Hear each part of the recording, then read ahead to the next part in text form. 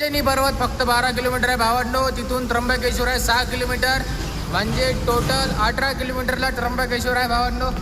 आणि हा बघा हा रोड चाललाय, रोडाचं काम चालू आहे मित्रांनो. त्या रोडावर चालणं खूप अवघड वाटते, खूप जास्त अवघड वाटते भावांनो या रोडानं चालणं.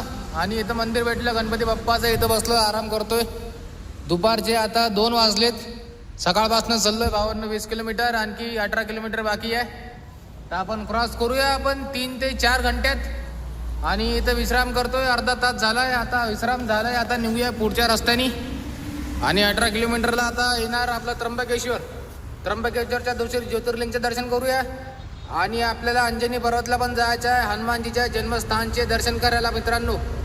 तिथं तुम्हाला पण मी दर्शन करवतो, अंजनी पर्वतचे हनुमानजीच्या जन्मस्थानचे तुम्हाला पण दर्शन करवतो मी. आणि त्र्यंबकेश्वरच्या ज्योतिर्लिंगचे पण दर्शन करवतो भावांनो जमलं तर.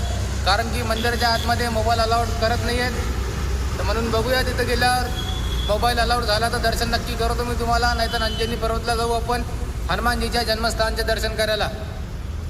आणि भावांनो आज माझ्या यात्रेचा 285 दिवस आहे.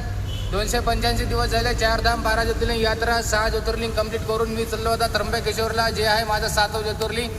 तर तुम्ही कमेंटमध्ये हर हर महादेव नक्की लिहा. तुमच्या भावाच्या यात्रेला सपोर्ट नक्की करा. आणि जमलं तर व्हिडिओला शेअर पण नक्की करा भावांनो. हर हर महादेव, जय श्री महाकाल.